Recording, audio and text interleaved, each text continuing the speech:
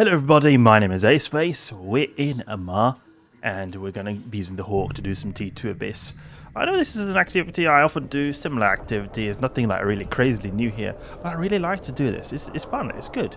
It's something that has a very good amount of ISK and is like pretty easy to do, and also quite fun in my opinion, because this requires some brain activity. It's not brainless activity we've got going on here.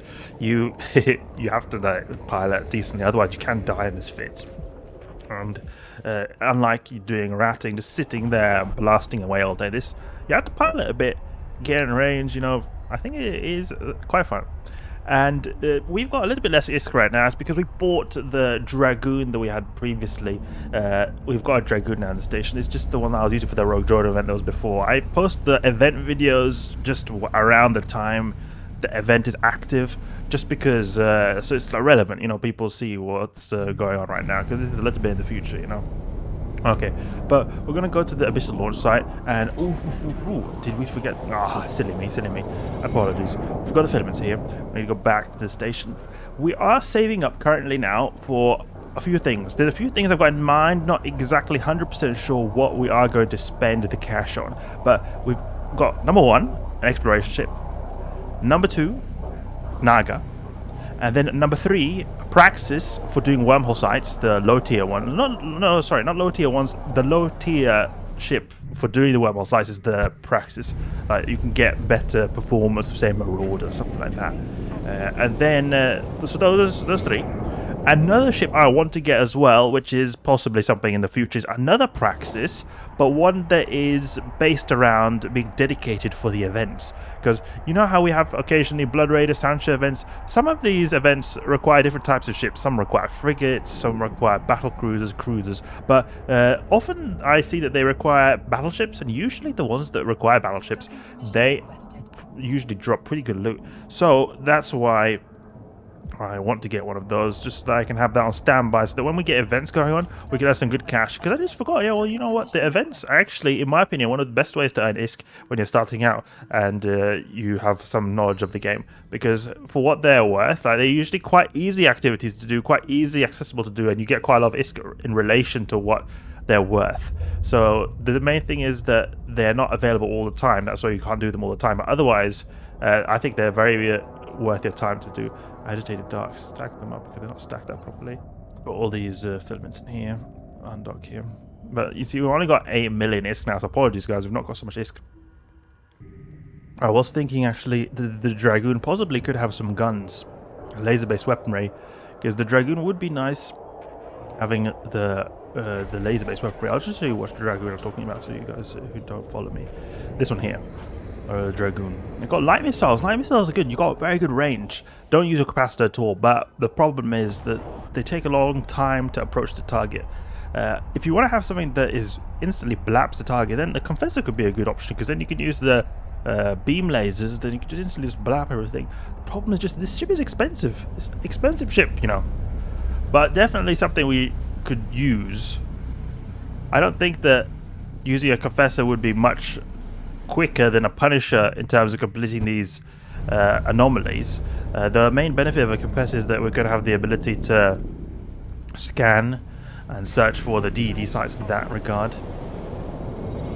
We make a fleet for fleet. The great thing about being in a Wormhole Corps is that you have often, I don't think it's all the time, but often you have no wars declared against you. I noticed that the Wormhole Corps, for some reason, I don't know exactly, it's something to do with the mechanics, but they very rarely have wars declared against them. So that's pretty relaxing, it's nice. Deploy the filament, go in here, activate, let's go. I don't know why my net worth keeps saying that it's like a few billion ISK, even the, oh no, never mind, it's 200 million ISK. Now it seems to be correct. Because there was a lot of points in time where I noticed that my net worth was like a few billion. So where's this ISK coming from? Now it must be that the last few giveaways have gone away. Okay, so this wave can be a little bit tough with the Kikimora, so you just want to make sure we kill them fast. You need to get close here, wreck their faces. Get close. He's fast. This guy's fast. We need to be careful. He's in Kaya's little scrub. Get close, blap his face. The Kikimoras are high priority targets here. Don't care at all about the Drekavac in this kind of situation, even though the Drekavac will do some damage, but... Oh, we should have gone for the Tangling Kiki first, because that guy is webbing us. Let's wreck this striking Kiki. Use that shield boosting capability of our ship. Just destroy that structure, please. Come on now. Good. Now for this one. Oh, we're taking quite a bit of damage here from the Kikimora. He's spooled up. That's what I'm talking about. These guys, you see, just one of them now is doing damage to us, and still we're losing a bit of HP. Imagine if there's two of them. That's why it's important to kill these guys fast. He's also getting remote repairs, actually, from his friend. And the tangling ability of this Kikimora does not help us either. Right, come on now. I do not want to get kited to death. Oof. Let's see if we can sort of keep a little bit of angle here, so that the Drekavac is not doing damage to us. Destroy. Look, now you'll see our HP is going to go up suddenly a lot.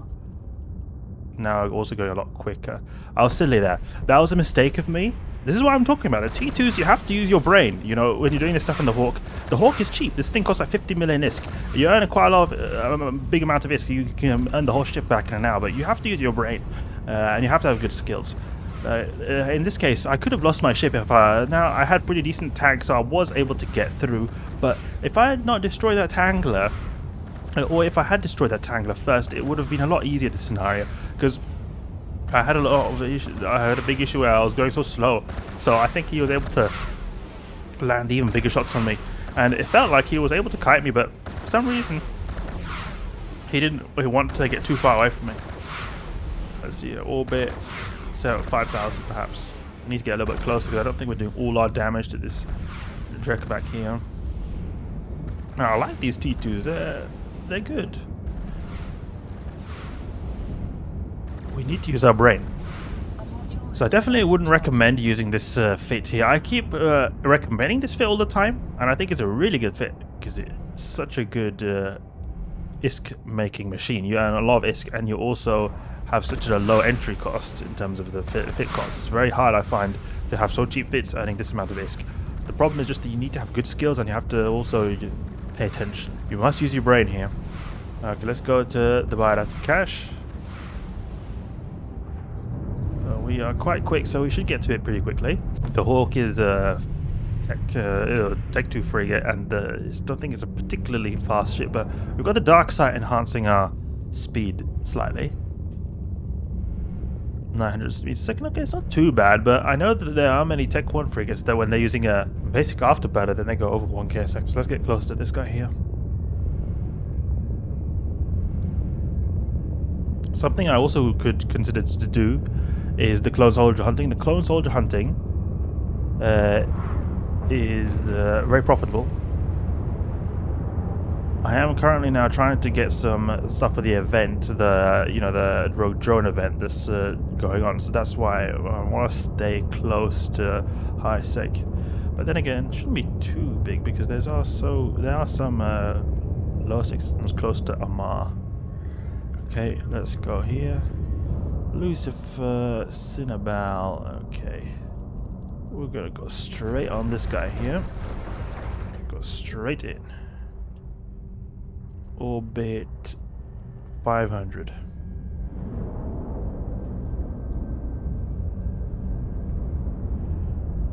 We probably should get out of this the orange cloud.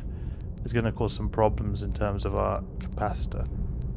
Let's keep range here. Let's try to be slightly assertive here and move away. We are actually able to do some damage to him. That's nice. Okay, we didn't even need to full range like this. Get less neutered by being further away from him, but we do less damage. He's dying very quickly. I should have actually thought about this from the beginning. This is again where you have to use your brain, you know. I, from the very start, should have seen, oh, orange cloud, I'll go in a different direction as I was charging straight in, you know. Silly me, silly me. Okay, destroy this echo, because he's got, giving us some, oh no, it's the yeah, Echo's got web firing capabilities. We can avoid more damage now that we're moving. Not close to the Medusa. Yeah, we slam dunk these guys, but we have to be careful not to get too cocky here. Okay, go for the Ixion. Let's go. You could possibly use like a full-on boost fit. You would have more HP a second. I just find it hard to get the capacitor required to fuel a good boosting fit. And then I find that they also tend to have really bad buffer, those kinds of fits.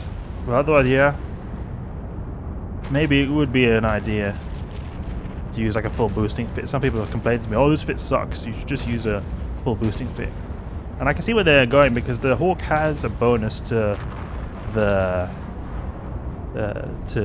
shield boosting capabilities. There's not got any bonuses to buffer in itself. It does have a decent shield buffer, so we're able to, with the modules we've got, the medium shield booster and the EM reinforcer, this one here as well, 8.6k, it's a pretty good buffer I think. But I mean, it would be interesting to try out. I don't really have the money right now to be able to try out more fits. It's unfortunate because I miss testing days, but we have to get rich. We have to get rich.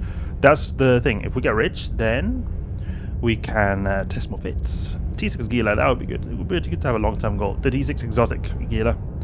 That, in my opinion, is one of the best ways to earn this relaxingly. You can use T6 Gammas in the Gila. I have, of recent times, used to prefer the T6 Gammas, but of recent times I prefer the exotic variant because it's a lot more relaxing, even though it earns less ISPA, but I prefer the exotic, just it's more relaxing, you know. And the thing is, I like about that I like the idea of us, what is going on here? Some graphical artifacts or something. I like the idea of us having a hybrid fit because it gives us an alternative mode of tank if our capacitor is drained. And it buys us a bit of time, and also if we take big wrecking shots from battleships, we have an increased likelihood of surviving. But yeah, I think that it definitely is an alternative to use a full boost fit. Probably it would be even better in some ways, but there are benefits to using a hybrid fit. It's not like just completely useless here. We've got tank that doesn't require any capacitor at all, and that is useful because when you're in a little frigate like us, then you're a lot easier to get neutered out than say in a cruiser, because your base capacitor is like a lot smaller, weaker. So newts in general are going to be a lot tougher on you than it would otherwise be. Passive shields, 12 HP a second, it's still something. It's not completely nothing. Get a bit closer to this guy here. But like I say, we could use, possibly we could use 2 of these guys here. Like this, for example. Maybe have one really bling one. But then the bling one, the problem with that is that it's so expensive. Having one really powerful shield booster instead. So I think it's hard to build a fit that is cheap and also capable to do these T2s, because the medium shield extender gives us pretty decent amount of tanking capabilities for the price. Right? If we use 2 shield boosters, we can't power this, so we have to ditch some tank mod, like the EM or something to give extra capacitor, and even then we're going to have a lot less tank. Then it's good to have some EM resist in the Hawk because it's got very low natural EM resist. We could use a bling one, and then we have extra slot when we're also able to power it. So we could perhaps maybe use an extra resist module, but then the CPU is a bit rough here. Shield boost amplifier could be an alternative as well. Should actually use a little bit of shield boost here. I think it's difficult. If you guys have got some suggestions of medium shield booster, perhaps if we were to use a medium shield booster, maybe the enduring medium shield booster. What is the name of it? Clarity Ward. That's the name of the lower capacitor variant of the shield. But there we've got CPU problems here suddenly, so it becomes tough. Then we would have to ditch this small bay loading accelerator to ease off the CPU, and even then it's like you get less DPS, then less site completion time. So I really like the balance we'll be able to achieve here with the tank, DPS, and cost. Why is this thing so slow to kill? Is resist, shield. Okay, possibly it would have been better to go in the EM. At the same time, EM damage, EM based missiles do a lot less DPS. the Mjolnir Rage. 1/3 less damage, so it's almost just same to use these missiles here. This guy's got good recharge as well, so that's also why it's taking time.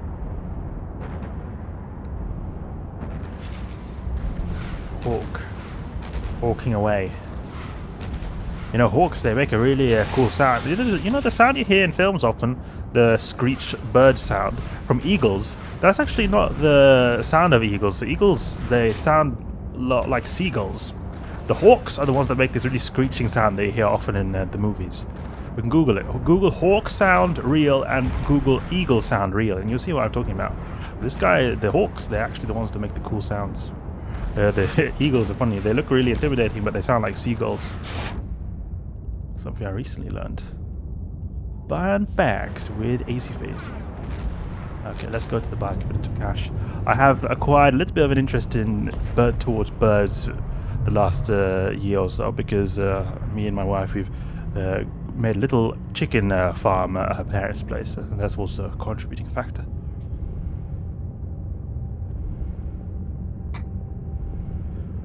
There we go, and then we can just land just one little lick here. Just lick with the Rage Rocket, like that, and then go down.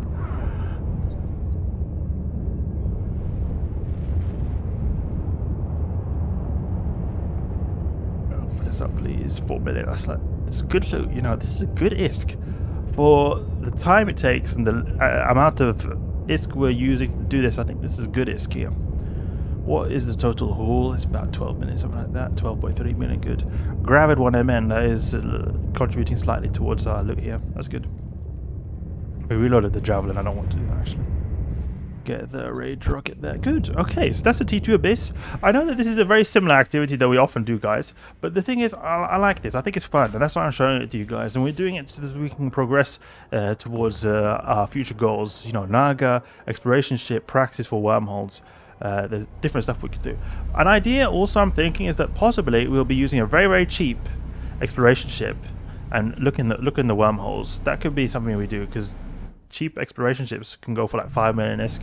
Tech ones. The problem is no cover ops clock, but you can use that also to get some decent amount of ISK. It's just a bit dangerous, that's all. But that's enough for now. Hope you guys enjoyed the video. If you did, please leave a like and subscribe. I'll catch you guys later.